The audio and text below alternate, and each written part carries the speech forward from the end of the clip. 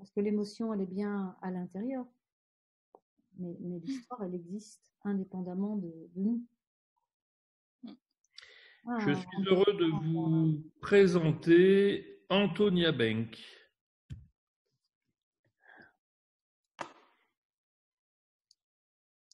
Bonjour Antonia. Bonjour Jean-Marc, bonjour à tous. bonjour Antonia. Bonjour. Bonjour. Bienvenue. Merci Bonjour mille Véronique. fois. Merci mille fois. Je sais qu'il est. Attends. Il est 7h. Il est très Il est tôt. 7h15. Voilà. Ouais. Merci énormément de te joindre à nous. Plaisir. Voilà.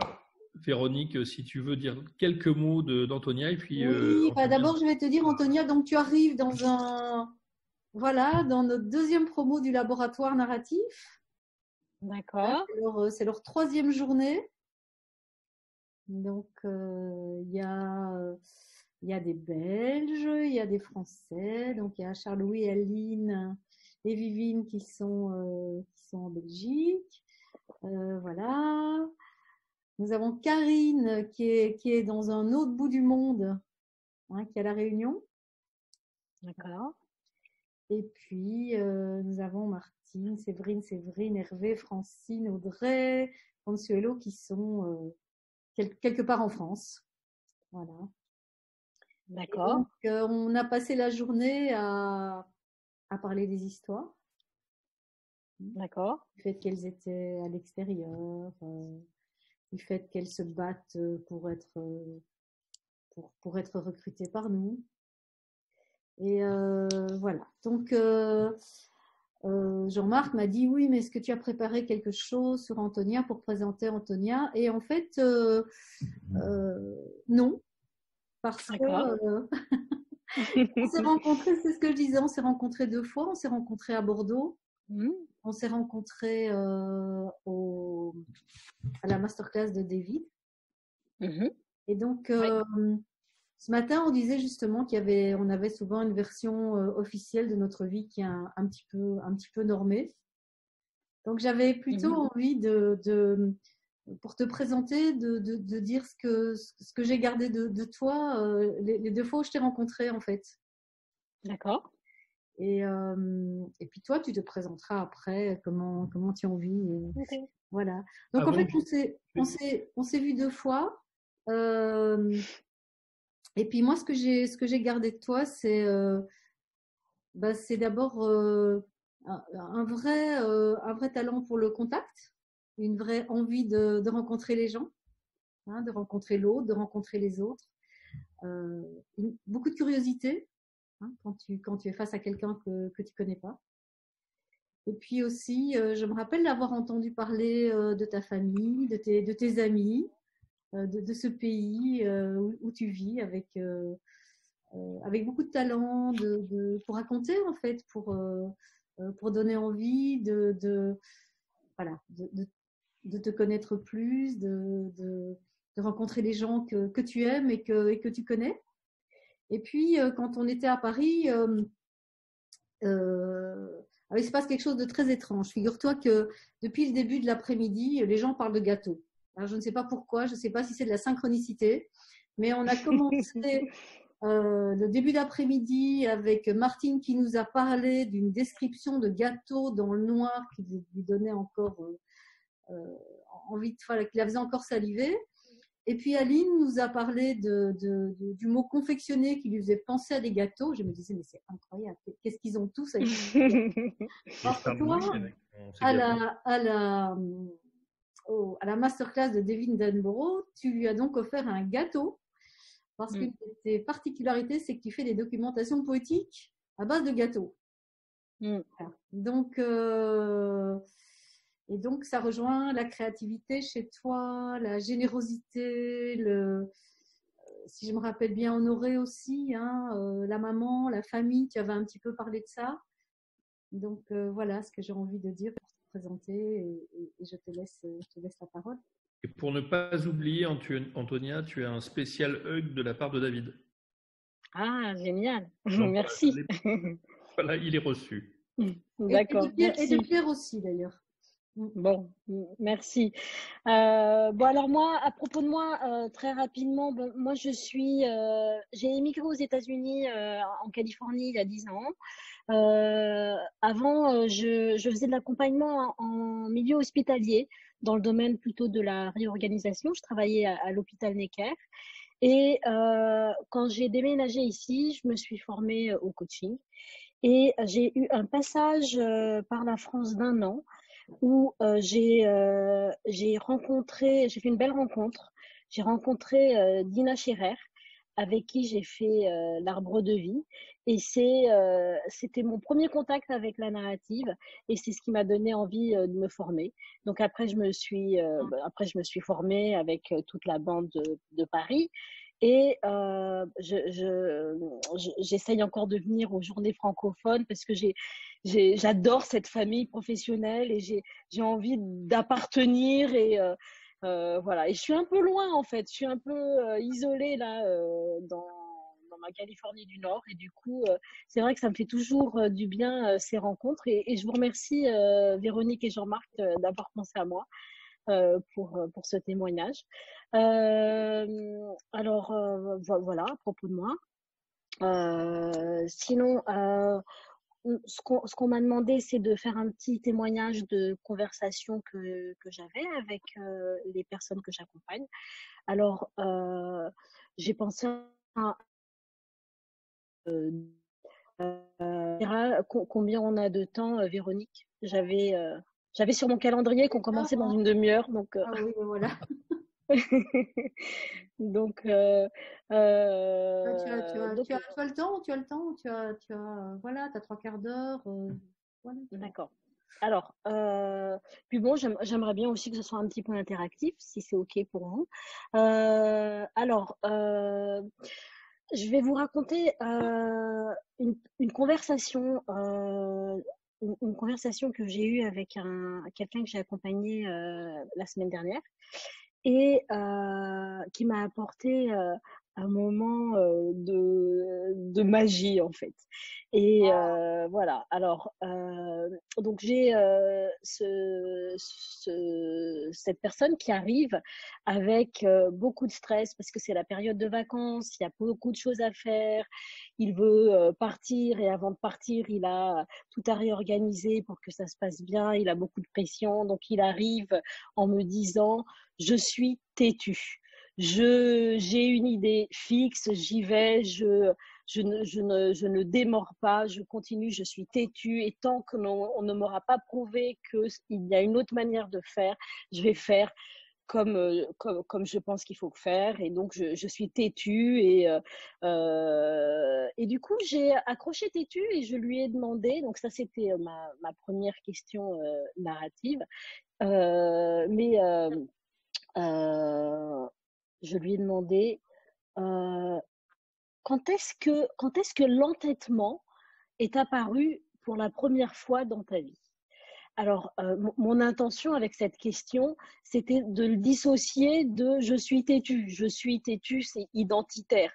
Et de nommer l'entêtement dont il témoignait, ça me paraissait important de le dissocier. Et donc là, il me dit: oui, dès mon enfance, moi, je faisais faire ce que je voulais à mes parents. Il répondait à ce que je voulais, etc. Il continuait dans son histoire. Et puis ensuite, j'ai eu une deuxième question narrative qui était et alors, quand est-ce que l'entêtement vous a aidé dans votre vie?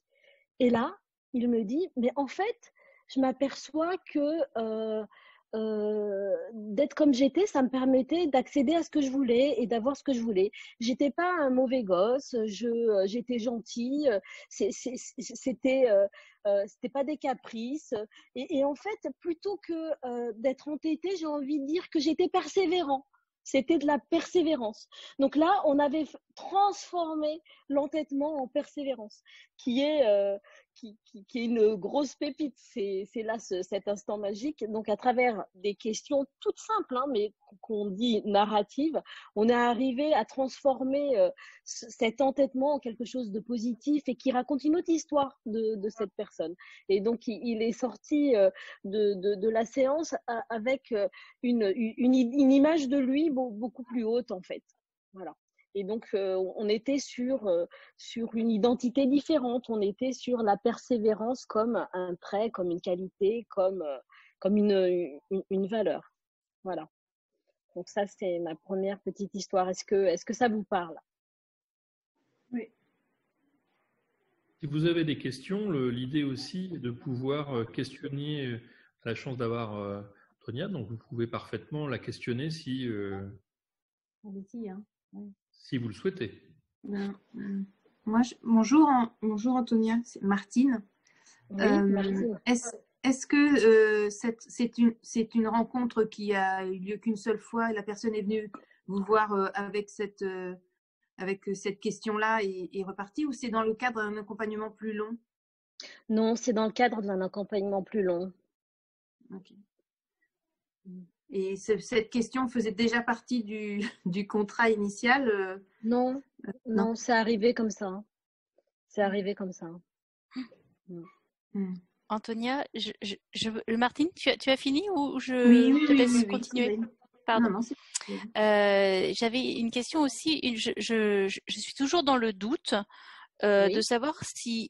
Moi, souvent, je repère comme ça quelque chose que je trouve extrêmement positif ou magique, comme tu dis, et j'ai toujours le doute que la personne l'ait suffisamment repéré ou intégré ou vécu comme moi je l'ai vécu. Et ça, c'est quelque chose qui me pose souci. Et j'avais envie de savoir quelle était l'expérience en l'occurrence. Est-ce que la personne a témoigné que ça avait été un insight? Est-ce que c'est ta manière d'en témoigner qui le souligne? Voilà. Je sais pas, je suis claire ou pas, Antonia? Très clair. Je vous remercie de la question, Séverine. Alors, en fait, moi, je termine généralement mes séances en leur demandant ce qu'il en ressort, leur takeaway, en fait. Et du coup, là, je lui ai demandé qu'est-ce que la séance lui avait apporté, et il m'a dit, je me suis rendu compte que lorsque je parlais d'être têtu, c'était une formulation qui était mauvaise, et en fait, c'est que je suis persévérant. Donc, ça confirmait. Donc, il l'a formulé lui-même grâce à cette question. Voilà. Et c'est peut-être aussi ce qui m'a fait dire waouh, ça a marché, parce qu'effectivement, on ne sait pas tant qu'on nous le dit pas. Et j'ai envie de dire qu'une manière de savoir, en tout cas pour moi, c'est de poser la question. Qu'est-ce que ça vous apprend? Qu'est-ce que vous retenez? Voilà. Parce qu'effectivement, ma perception, elle a peu d'importance finalement par rapport à ce qui se passe pour cette personne, quoi. Voilà. Et imaginons que la personne n'ait pas souligné ça, mais autre chose. Est-ce qu'on peut être amené dans la conversation à témoigner, justement, à dire, moi j'ai observé ça, est-ce que ça vous parle? Est-ce que ça résonne, ou ça fait pas partie des pratiques? Je pense qu'on peut faire ça, comme poser la question, parce que dans la pratique narrative, quand on a senti quelque chose, quand on a subi une émotion, c'est qu'il y a quelque chose qui s'est passé, en fait. Du coup, effectivement, témoigner de ce qu'on a ressenti, ça peut ouvrir à quelque chose. Et c'est tout à fait narratif de dire j'ai ressenti quelque chose, mais en fait, on n'est pas attaché au résultat, peu importe si c'est vrai ou si c'est faux. Voilà, mais il s'est passé quelque chose. Voilà, il s'est passé quelque chose pour moi. Qu'est-ce que ça dit pour vous, en fait? Voilà. Merci beaucoup, Antonia. Je vous en prie. J'avais une question, Antonia. Oui, Aline. Est-ce que la personne qui vous voit est au courant que vous avez des pratiques narratives? Je m'explique. Jusqu'à quel point? Je n'imagine pas qu'il est là en train de penser qu'il apprend l'hébreu, hein, c'est pas ça. Mais qu'est-ce qu'il sait, et est-ce que vous échangez sur la notion même de pratique narrative avec les gens que vous voyez? Alors, pas toujours, en fait. ça dépend de sa curiosité en fait. J'explique ce que je fais, mais j'ai envie de dire que je le vis de manière un peu organique et je vais pas toujours utiliser la pratique narrative. Ça s'inscrit dans ma conversation et là, ça tombait bien, mais je dis pas que je ne vais faire que je ne suis pas que praticienne narrative. J'aime beaucoup ces questions-là et c'est des questions qui nous font aller profondément, mais je ne le sais pas à l'avance non plus. Je ne le sais pas à l'avance. Donc, du coup, quand on me demande, mais votre pratique, elle est basée sur quoi? Donc, j'explique ce que j'ai fait et ce que c'est, parce que les personnes ne savent pas ce que c'est que la pratique narrative. Et ils aiment beaucoup qu'on leur raconte ce que c'est, les histoires, parce que ça parle aux gens. C'est doux et c'est intéressant. Voilà, mais non, pas forcément. Oui, Charles, Louis. Donc, Anthony, ce que je retire de ton témoignage là, donc c'est que les pratiques narratives, ça s'intègre à toutes les autres pratiques. C'est pas comme si c'est un bouton que tu appuies on/off et puis là, c'est bon, je me mets en mode pratique narrative. Là, pas. C'est pour un tout ou... Alors, j'ai envie de dire, c'est comme ça que ça marche pour moi. Alors, je suis pas sûre que ce soit pareil pour tous les praticiens narratifs. Mais c'est comme ça que ça marche pour moi. C'est à toi que j'ai posé la question, donc ta réponse me convient, merci. Voilà. Oui, merci.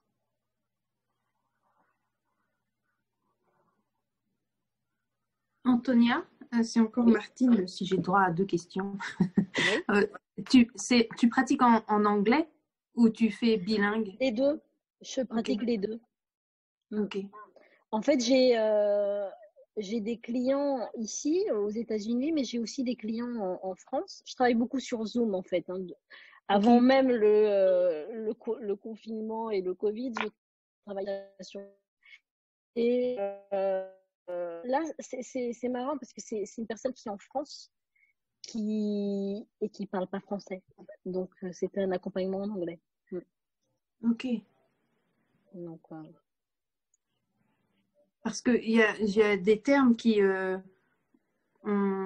sont difficiles, enfin, de ce que j'ai cru comprendre, un peu compliqués à transposer en français. En anglais? L'anglais, en fait, la pratique narrative a beaucoup de vocabulaire et de sémantique anglophone. Oui. Et les quelques ouvrages que j'ai pu lire ou de témoignages de Pierre ou d'Ina quand je suis allée voir sur Internet, parce que je ne les ai pas encore rencontrés, le reauthoring ou remembering, il y a des notions qui sont en fait, ce que j'essaye de dire, c'est que la culture anglo-saxonne et la culture française sont différentes. Et est-ce que le bain de la culture française d'où tu viens est-ce que tu penses que ça influence aussi les questions que tu peux avoir avec les personnes que tu accompagnes de par des histoires qui pourraient être complètement étrangères à ta culture, par exemple? Alors, je le vois pas d'un point de vue linguistique, en fait. Moi, je le vois plus... je vis mes questions de praticienne narrative comme des idées, en fait. Et les idées, pour moi, je peux les communiquer en anglais ou en français. Et j'ai pas de barrière là-dessus. C'est plus, je le vis vraiment comme des idées. J'ai pas de problème de langue. Et d'ailleurs, quand j'en ai, j'ai pas de souci à utiliser des mots dans une autre langue. Ok. Non plus. En expliquant ce que j'utilise.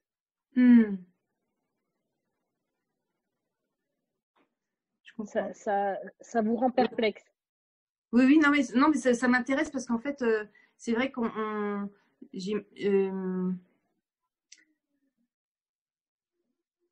je sais pas si si tu es né dans une culture anglophone ou purement, enfin, basiquement francophone et tu as appris l'anglais non plus. Non, parce qu'il y a la notion du mot en fait avec sa définition et tout ce que ça développe comme territoire derrière. Moi, je suis bilingue, mais parce que je suis allée vivre à l'étranger, en Angleterre très longtemps. Et il y a encore je me rends compte, pour avoir débuté 2-3 accompagnements en anglais, qu'il y avait du terrain où je cherchais le mot juste et en fait, je m'encombrais de cette volonté d'être dans le mot juste et du coup, ça me faisait poser 3 questions alors qu'en français, j'en aurais peut-être posé qu'une. Mais c'est ça en fait que je questionne. Comment ? Je dis, ça parle peut-être de ça, justement, de cet encombrement. Peut-être, c'est vrai. D'être juste. Parfois, la simplicité, tu vois, nous apporte un mot qui n'est pas forcément le même, qui est une adaptation, mais qui permet de dire la même chose. En fait, c'est dû au coup. Je me dis, si on ne comprend pas tout à fait, est-ce que ça ne peut pas embarquer sur un territoire qui n'est pas du tout le bon ? Alors, je pense qu'il n'y a pas de bon ou mauvais territoire. Je pense qu'on explore. Il y a des endroits où on va et ça marche, il y a des endroits où on va où ça ne marche pas. Et ce n'est pas une question de... en fait, on n'est pas juste ou on n'est pas faux. On lance un truc, ça débouche sur quelque chose ou pas. Et on n'est pas attaché au fait de ne pas avoir réussi. Parce qu'en fait, on a une intention quand on est coach. On veut que les personnes qu'on accompagne redeviennent un peu plus auteurs de leur vie, un peu empowered. J'ai pas le mot en français, donc typiquement, et vous l'avez compris. Et du coup, on n'a pas envie de les emmener à un endroit. Ou alors, si on a envie de les emmener à un endroit, je suis pas sûre qu'on soit complètement dans le bon sens, en fait. On ne sait pas où on les emmène. Nos questions, elles emmènent, on n'en connaît pas les réponses. On n'est pas en train de les influencer quand on leur pose des questions. On ne sait pas si ça va emmener quelque part, et si ça emmène quelque part, on ne sait pas où. On ne les pose pas dans l'intention de les emmener quelque part. Je ne sais pas si ça vous parle. Et sinon, à propos de l'échange, on parle effectivement des mots, et les mots, c'est important. Mais il n'y a pas que dans un échange, dans le mot, il y a plein de choses. Il y a l'énergie, il y a l'intonation, il y a les mimiques. Notre écoute, elle doit être complète, même en écran. On est capable de percevoir plein de choses. Et c'est là-dessus que doit porter notre attention, j'ai envie de dire, plus que sur le mot spécifique. Et on peut se tromper, c'est OK de se tromper aussi. Merci beaucoup. Ouais, merci. Ouais.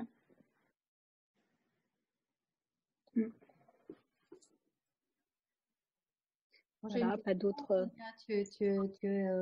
Tu as un groupe de praticiens narratifs là où tu es, ou tu es toute seule ? Non, en fait, mon groupe, il est en France. Donc, j'échange avec des praticiens de mes groupes, mais non, j'ai pas vraiment trouvé ici. Il y a des mouvements concurrents. David Drake, je ne sais pas si tu en as entendu parler, mais que j'apprécie pas forcément. Donc, je n'ai pas encore trouvé ma communauté. Du coup, je reviens tout le temps aux sources et je suis très contente de participer dès que c'est possible aux journées francophones ou masterclass, etc.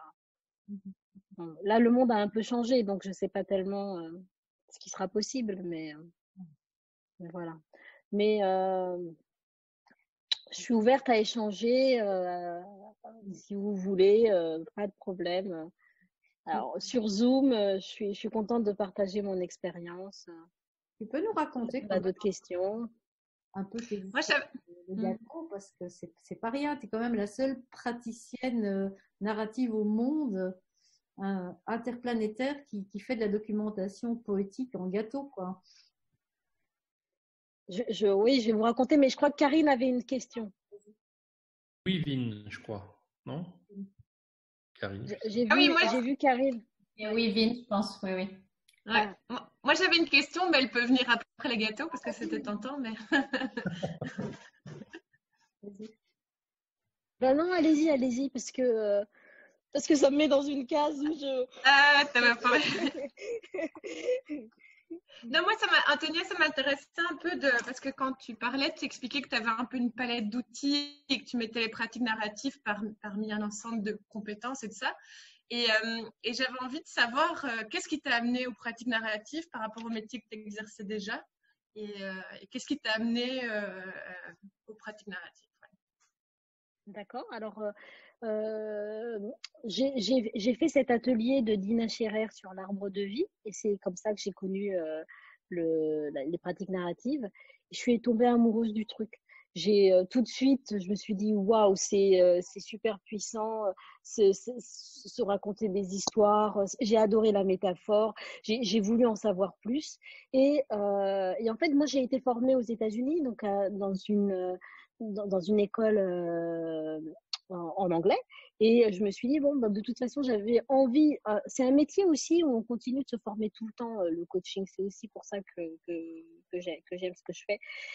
Et du coup, je me suis dit, ça m'intéresserait de faire une formation de coaching en français et donc avoir un vocabulaire différent. Et j'ai trouvé beaucoup plus qu'un vocabulaire différent. J'ai trouvé des idées, des questions. J'ai été charmée par tout l'environnement et c'était super compatible avec ma manière de fonctionner d'avant.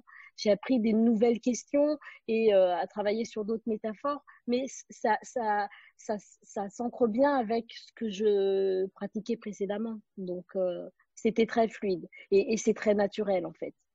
Donc voilà, est-ce que j'ai répondu? Je réactive mon micro. Oui, super, merci. Alors, je crois que Karine voulait parler, mais tu es sur mute. Non, j'avais peut-être levé un bras ou deux à un moment. Ah, d'accord. C'est possible.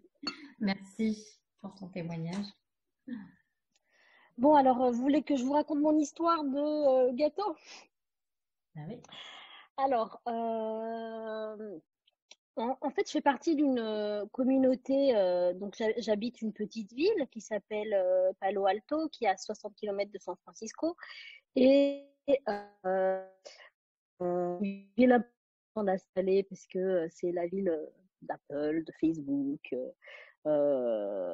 et où il y a beaucoup de mouvements, il y a beaucoup d'émigration, il y a des gens de partout. Il y a notamment une grosse communauté française dont je fais partie et avec laquelle je suis super active.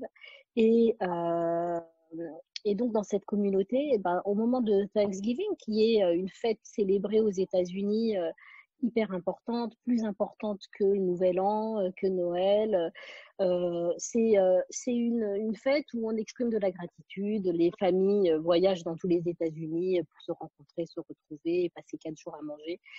Et du coup, dans cet esprit de gratitude, moi, j'ai créé un espèce de jeu où tout le mois de novembre, j'offre des gâteaux, je me fais des petits challenges.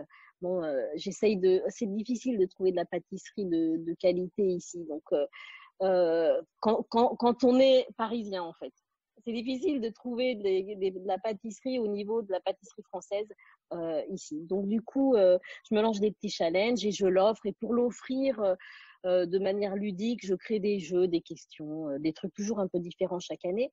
Et puis, il y a 2 ans, j'ai perdu ma mère et je voulais faire quelque chose pour l'honorer. Et son anniversaire, c'était en novembre, donc le mois de Thanksgiving. Et donc, j'ai voulu faire quelque chose pour honorer ma mère et j'en ai profité pour honorer les mères. Et donc, j'ai demandé à ma communauté de revenir avec moi avec une histoire ou un poème, une manifestation, une chanson, quelque chose qui parlait d'un hommage de leur mère, qu'elle soit en vie ou pas.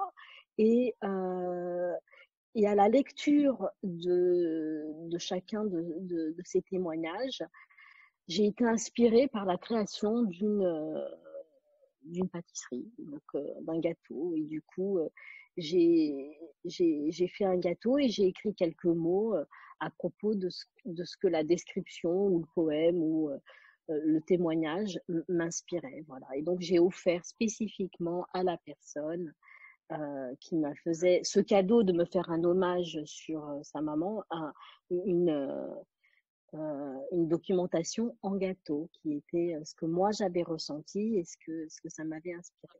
Voilà. Donc, à la fois quelques mots et aussi le gâteau. Ce qu'on peut appeler à la fois du remembering, dans se souvenir, on fait hommage à quelqu'un en particulier et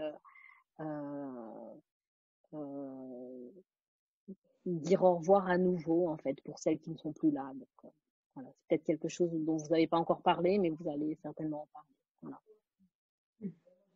On va voir ça plus tard. Comment ça a été reçu? Voilà. Comment ça a été reçu c'était... c'est une bonne question.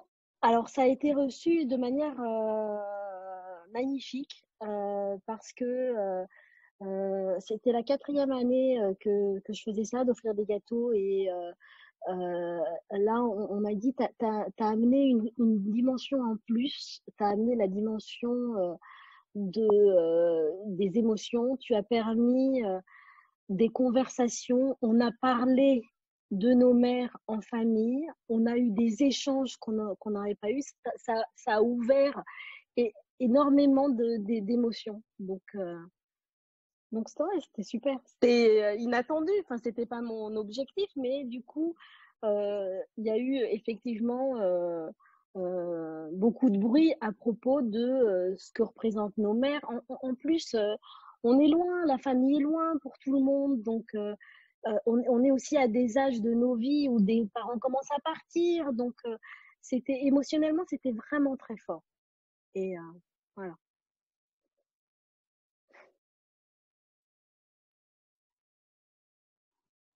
Alors j'imagine que maintenant, il y en a plein qui attendent que tu continues à faire ça. C'est difficile, mais effectivement, ouais. Effectivement.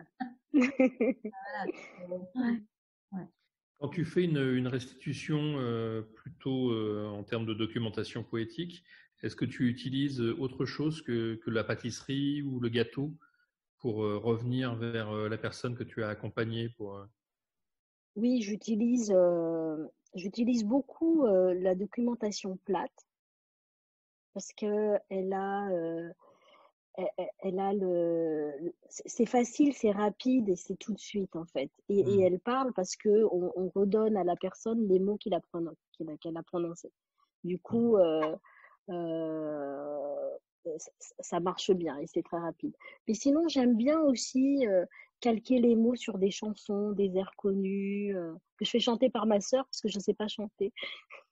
Donc je demande à ma sœur de chanter la chanson avec les mots de recueillis et sur une mélodie connue. Ou Pierre te joue deux, trois riffs à la guitare. J'ai jamais demandé à Pierre. Mais des chansons, tu utilises les mots de la personne pour créer des chansons sur des chansons connues. Sur des mélodies connues, ouais. Et je demande à ma sœur de chanter. Donc, et en même temps, je la fais participer. Donc tu envoies des docs chantés. Ouais, j'envoie un truc chanté, ouais. Mais pas tout le temps. Hein. Après, je fais aussi. Ça m'arrive de faire des poèmes. Mais le plus souvent, c'est une documentation plate. Et est-ce que, vu ta situation et géographique, est-ce que tu accompagnes aussi des réapatriations ou des expatriations, que ce soit du côté français ou du côté américain? Non? Non, pas vraiment. Non, pas vraiment. Je suis pas du tout dans ce créneau-là. J'accompagne plutôt des personnes dans des boîtes de tech, en fait. D'accord. On a beaucoup travaillé aujourd'hui sur l'idée qu'il n'y a pas une histoire, mais il y a plusieurs histoires. Est-ce que l'univers de la tech, comme tu dis, alors j'entends Apple et autres, tous ceux qui font partie de ce petit village là que tu nommais tout à l'heure, est-ce qu'il y a des histoires qui reviennent de manière récurrente ou des histoires de problèmes, tu vois, avec des histoires qui dominent un petit peu ce village de tech ou pas? Ou est-ce que ça peut être un appel? Alors, j'ai envie de dire que l'histoire la plus courante et qui est redondante, c'est que très souvent dans ces boîtes, tout va très vite et les dimensions changent et donc il y a une adaptation permanente et une restructuration, un changement de travail, d'organisation en permanence en fait. Quand les entreprises comme ça montent, c'est souvent des startups. On se retrouve à faire des choses très différentes de ce pourquoi on a été sollicité au début. Et c'est des environnements quand même assez stressants, en fait. Et est-ce que tu dirais qu'il y a une propension à entendre plus de normes ou de croyances dans d'autres univers que celui que tu fréquentes aujourd'hui avec la tech, où on pourrait supposer que les normes sont un peu éclatées, tu vois, que les sorties du cadre sont des chemins assez usités, quoi? Ici, les sorties du cadre sont des chemins assez usités, en fait. On est quand même... on est think out of the box ici, en fait. Et ici, on a une dimension que j'apprécie beaucoup, qui est très différente de celle de la culture d'où je viens, qui est, c'est très bien de rater, en fait. Rater, ça permet de rebondir sur quelque chose de nouveau. C'est pas du tout la culture d'où on vient. Enfin, rater, c'est très entrepreneur. Voilà. Rater, et c'est normal, en fait. Les gens ratent beaucoup ici. Même ceux qui ont réussi ont raté, en fait. D'ailleurs, il y a des fails de conférences, non? Oui, tout à fait. En place, hein. Ouais, tout à fait. Donc, du coup, c'est quelque chose de moteur. C'est un moteur d'énergie qui enrichit plus que quelque chose qui nous plombe. Donc, oui. Est-ce que vous avez des questions sur, je sais pas, sur la pratique d'Antonia ou sur ce qu'elle peut rencontrer dans son quotidien professionnel? Oui, puisque tu avais déjà une pratique existante avec d'autres outils, si tu devais dire en quoi la pratique narrative t'a nourri autrement, quelle est la réelle plus-value, tu vois, que ça t'a apporté, qu'est-ce que tu dirais? En fait, même si déjà dans ma pratique une qualité d'écoute et de curiosité qui permettait de s'intéresser et d'aller loin dans la personne et d'être vraiment présente pour la personne. Ce que m'a apporté la pratique narrative, c'est de raconter des histoires, en fait, et de sortir avec une histoire différente à raconter. Et les histoires, c'est quelque chose que les gens aiment, en fait. Les histoires qu'on se raconte, qu'on re-raconte, ça parle à tout le monde, en fait. Et ce que m'a apporté la pratique narrative, c'est ça, c'est être capable d'articuler tout ça dans des histoires et des questions étonnantes. Ces questions narratives, je me rends compte que la plupart du temps, les gens me disent « Ah, je m'étais jamais posé cette question » ou « On m'a jamais posé cette question ». C'est vraiment des questions qui surprennent, c'est inattendu. Voilà, j'ai envie de dire ça. Vous avez une autre histoire Antonia? Oh, pardon. Vas-y, Aline. Je disais qu'Antonia nous a dit qu'elle allait nous raconter 2 histoires. Alors, je sais pas si on a encore le temps. C'est moins intéressant, notre histoire. Ouais, on a encore le temps. Pas le temps. Mais Séverine. Oui, je voulais peut-être très rapidement. Qu'est-ce qui a changé dans ta manière d'accompagner avec l'ajout des pratiques narratives et de la posture narrative et du questionnement narratif? Est-ce que quelque chose a changé en fait? J'avais la même posture dans mon école de coaching précédente. Donc, la posture, elle n'a pas changé. Ce qui a vraiment changé, c'est la manière d'articuler ces questions et de raconter des histoires différentes, en fait. D'accord. Super. De l'orchestrer sous des histoires. Alors, je vous raconte une autre conversation narrative. Alors, si je me souviens bien, aujourd'hui, vous avez parlé du tissage. Ça va être demain. Demain, mais c'est demain.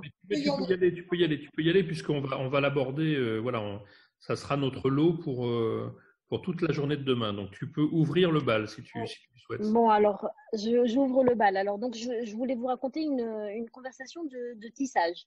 Donc, tissage, c'est passer d'un univers de l'identité de la personne avec des questions sur qui elle est, à ses valeurs, à des questions sur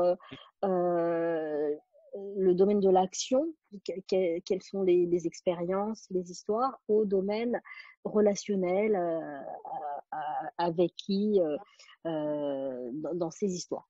Donc là, c'est quelqu'un qui vient me voir, qui a passé une mauvaise journée au travail, donc je l'accompagne par rapport à une problématique professionnelle, d'évolution dans sa boîte. Et elle a passé une mauvaise journée. Elle arrive à la maison, c'est une mauvaise soirée avec sa famille. Et donc, là, elle est un peu lasse et je lui pose cette question. Mais qu'est-ce qui vous rend forte dans les difficultés? Donc, mon intention là, c'est de la sortir de ce truc un peu noir et de la faire se connecter avec ses forces. Et elle me dit, j'imagine en pensant à son travail, elle me dit, c'est mon expérience et mon âge. Et là, je lui dis, est-ce que vous pouvez m'en dire plus? Elle me dit, oui, c'est le courage et l'endurance, l'intégrité. En fait, je m'en sors tout le temps. Et là, paf, ça flash, je m'en sors tout le temps. Je note cette jolie phrase. Et donc là, on est dans l'identité. Le courage, l'endurance, cette force, je m'en sors tout le temps, c'est qui je suis en fait. Et du coup, je lui demande, est-ce que vous avez un exemple à me raconter qui illustre cela, que je m'en sors tout le temps? Et donc là, elle me raconte au travail son expérience, comme comment elle a été choisie, comment elle a été promue, etc. Et ce qu'elle a réussi. Donc, on a déjà changé un peu d'énergie. Donc là, on est dans l'action. On raconte ce qui se passe, on a une expérience. Et donc, je reviens sur cette pépite et je lui demande, je m'en sors tout le temps. En fait, qui c'est ça à propos de vous? Et donc là, on arrive dans la relation et elle me raconte que c'est son premier boss, elle me parle de lui, etc., de la confiance qu'il a eue à la mettre au nouveau poste, etc. Et donc là, j'ai envie d'explorer un peu là-dessus. On peut prendre plein de directions, hein. Il lui a fait confiance, on peut partir dans la confiance. C'est une nouvelle identité, une nouvelle valeur. Mais là, elle me parle de son poste et donc là, je lui demande, mais s'il était là, votre boss, finalement, qu'est-ce qu'il dirait de vous? Donc, je l'invite à notre conversation. Donc, je fais revenir le paysage relationnel. Et là, elle me dit, il me dirait que je suis compétente et qu'on peut me faire confiance. Et là, la confiance revient. Et donc là, du coup, je rebondis sur la confiance avec une question identitaire. Et la confiance, est-ce que c'est important pour vous? Voilà. Donc, c'est vraiment une balade quand on parle des trois paysages de l'action, de l'identité relationnelle. On se balade sur mes expériences, mes actions, mes histoires. Les gens qui ont nourri ces histoires, qui m'ont soutenue ou que j'admire ou qui m'admirent, etc., qui ont des choses à dire sur mon histoire. Et cette histoire, qu'est-ce qu'elle dit de moi, qui je suis, mes valeurs, ce qui est important pour moi. À la fin de la séance, j'ai pas eu besoin de poser la question, mais elle allait mieux. J'ai senti que c'était ce truc noir, ça allait mieux. J'avais réveillé des histoires, une histoire préférée qui était étouffée par l'histoire dominante du ma journée est noire, etc. Donc, Antonia, tu dis à la fin de cette séance, c'est sûr, elle allait mieux, parce que tu nous fais des grands gestes en disant ça, donc moi j'en suis convaincu. Et ça a été quel signe que tu as repéré pour voir justement que cette personne était plus confortable ou allait mieux, comme tu dis? Le sourire, l'énergie, ça se voyait physiquement en fait. Voilà. Donc, Vivine, par rapport à ta question, avant qu'Antonia soit là, pour les histoires de problèmes, tu vois, parfois, voilà, réveiller une histoire préférée, une histoire alternative, cette histoire-là commence à prendre de la place, alors ça pousse un peu l'autre, ça la rétrécit un petit peu. C'est ça. Donc, du volume. C'est-à-dire qu'il y a deux histoires, il n'y a plus une seule histoire, du coup, il y a deux histoires. Et donc, il ne faut pas forcément, dans ces cas-là, en faire tellement plus. Là, on peut aller réveiller d'abord une histoire préférée. Et du coup, en termes de méthodologie, parce que donc effectivement, à la fin de la séance, visiblement, elle va mieux, elle sourit, etc. etc. Et est-ce que ce serait bien d'aller titiller et d'ancrer un peu plus en posant la question pour qu'il y ait une prise de conscience et qu'elle le formule aussi, ou c'est pas utile, hein? Non, c'est très utile. C'est très utile. Là, je vous ai donné un petit bout. Hein. Ma séance, elle était plus longue. Hein. C'était le premier quart d'heure. Donc, après, je sais plus ce que j'ai fait. Enfin, j'ai pris des notes, mais je vous ai sorti un petit témoignage. Mais effectivement, ancrer ce qu'elle a perçu, ce qu'elle a, c'est quelque chose d'important. Mais encore une fois, à la fin de chaque séance, moi, je pose la question qu'est-ce que cette séance vous a apporté Donc, Françoise, une partie pour ancrer. Aussi, on est au début aussi de. Vous allez voir, Anthony a parlé de tissage, on va vraiment revenir sur ces paysages et sur la manière d'agencer les intentions et les questions. Mais aussi, pendant la séance et en fin de séance aussi, on a parfaitement loisir de faire une restitution, des restitutions sous forme de documentation poétique. On va voir ça aussi. On parlait tout à l'heure de forme avec le gâteau, où on honore une histoire, etc. En l'occurrence d'une personne qui est vivante et une personne qui est disparue. C'était l'anecdote et la relation avec on va dire le principe de Michael White, dire à nouveau bonjour. C'est ce que tu disais tout à l'heure. Plusieurs donc de façon assez ferme, mais généralement on fait des séances qui sont à minima d'1 heure ou d'1h30. Et c'est vrai que là, tu parlais d'un quart d'heure, il y a d'autres choses qui viennent aussi ancrer ces prises de conscience. Et la prise de conscience, c'est déjà le fait que la question ait été posée d'une façon différente. Déjà, il y a quelque chose qui, Antonia disait, on m'a jamais posé la question comme ça, ou c'est vrai que j'ai pas eu, vous me posez une question, j'ai pas eu vraiment l'habitude d'entendre cela. C'est aussi une façon de commencer un nouveau chemin, un nouveau bout d'histoire. Alors avec cette personne dont je parlais, j'ai fait l'arbre de vie justement. Et sur l'arbre de vie, elle me disait que ça l'a fait réfléchir et parler de choses qu'elle n'aurait pas idée. Ça l'a fait vraiment sortir de sa zone de confort. Et du coup, par cette métaphore, et c'est rigolo parce qu'on faisait en séance l'arbre, elle est très bavarde, du coup, on n'est pas allé très loin, on est allé jusqu'aux branches. Enfin, je ne sais pas si vous connaissez l'arbre de vie, mais vous allez le voir peut-être. Et on était peut-être à la moitié du processus.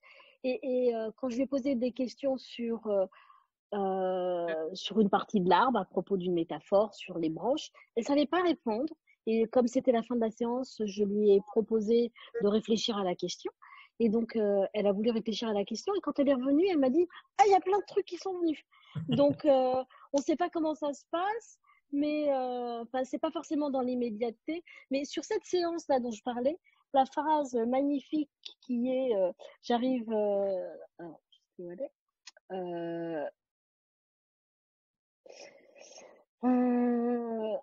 Je m'en sors tout le temps. Je lui ai répété que j'ai entendu ça en fait. Je m'en sors tout le temps. Qu'elle le sache, que c'est qu'elle le garde et que ça permette de lui rappeler que quand ça va pas, elle peut se dire je m'en sors tout le temps. C'est aussi un ancrage. Voilà. Et des séances de combien de temps, Antonia, en général? 1 heure. Généralement 1 heure. Il y a d'autres questions?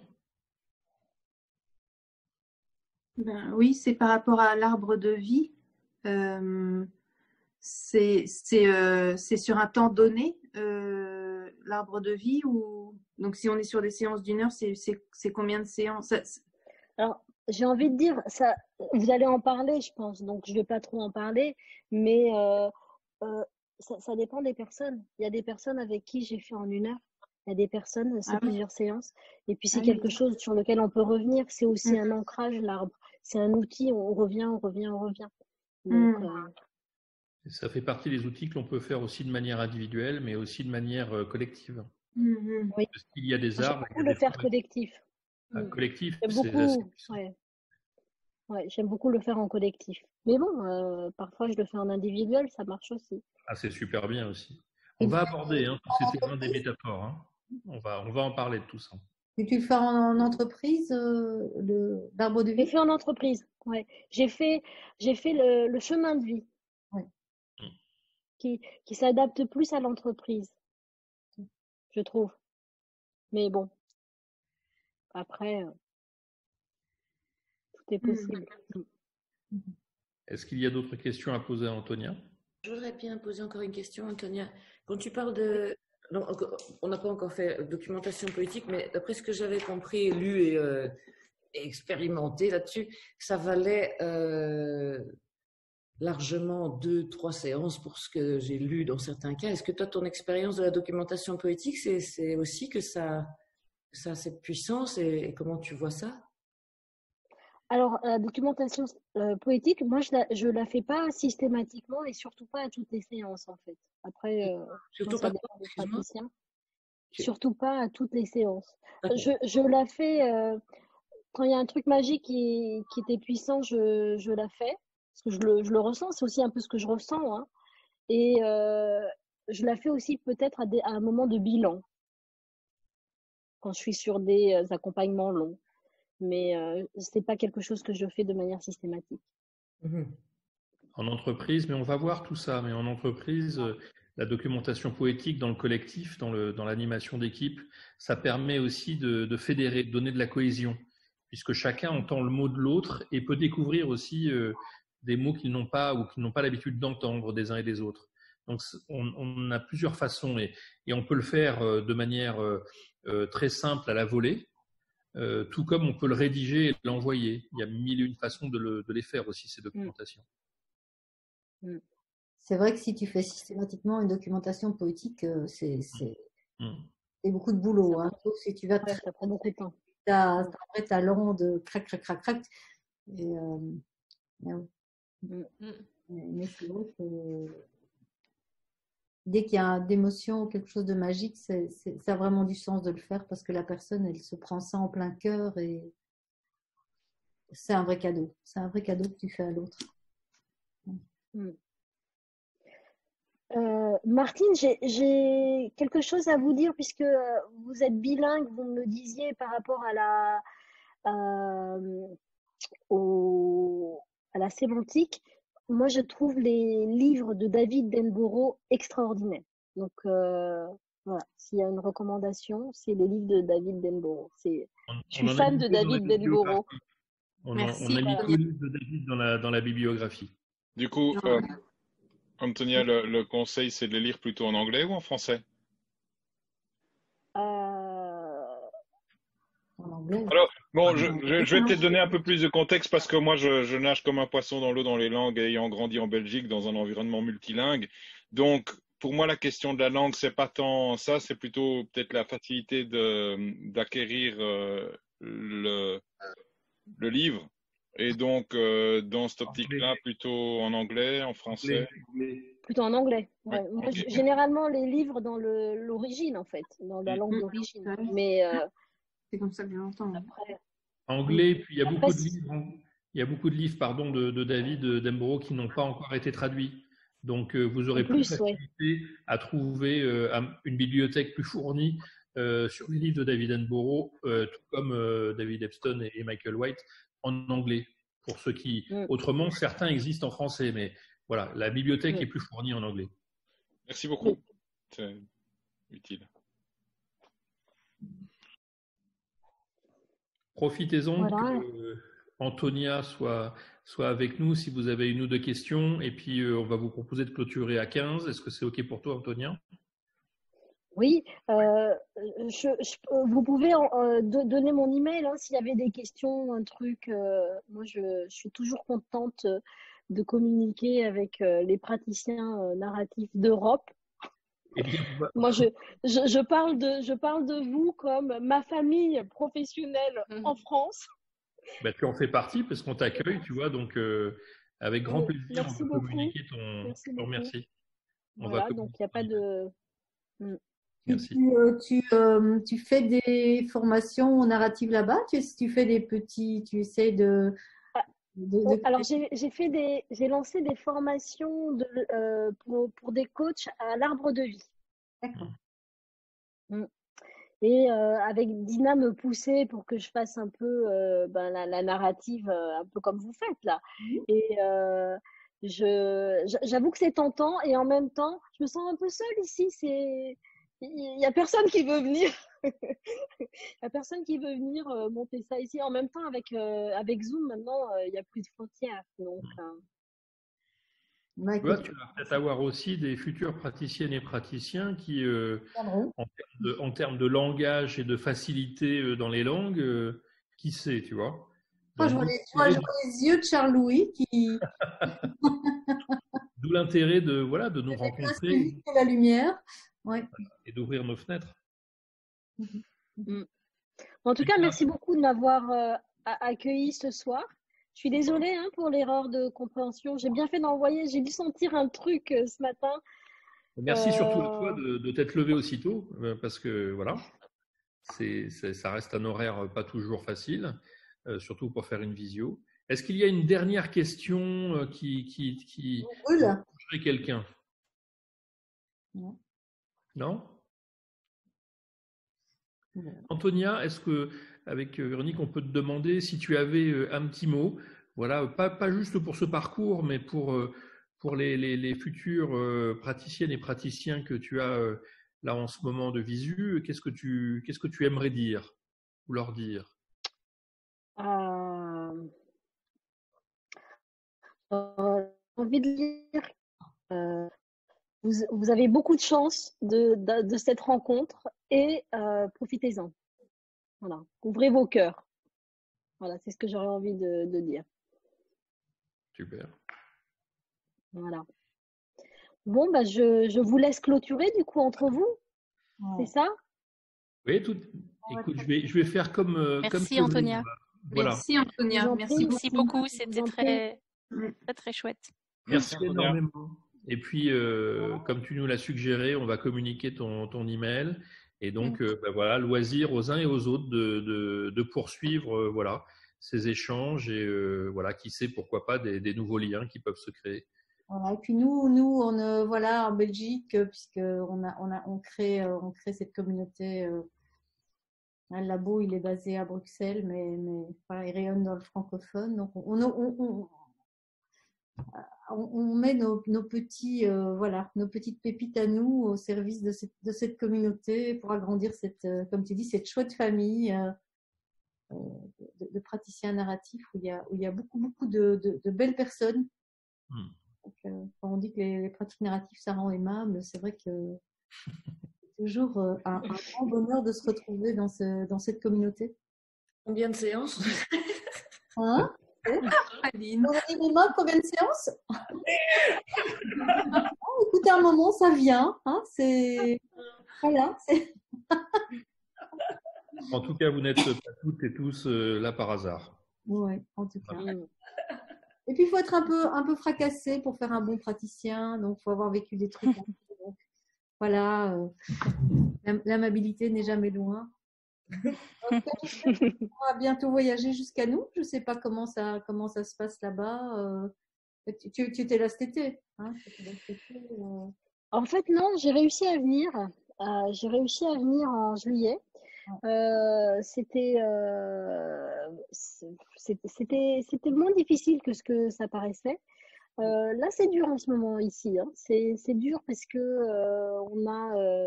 on a de plus en plus de cas et parce que donc on est isolé, on est censé avoir des règles strictes, on ne se reçoit pas les uns les autres, ou alors à l'extérieur, avec des masques, etc.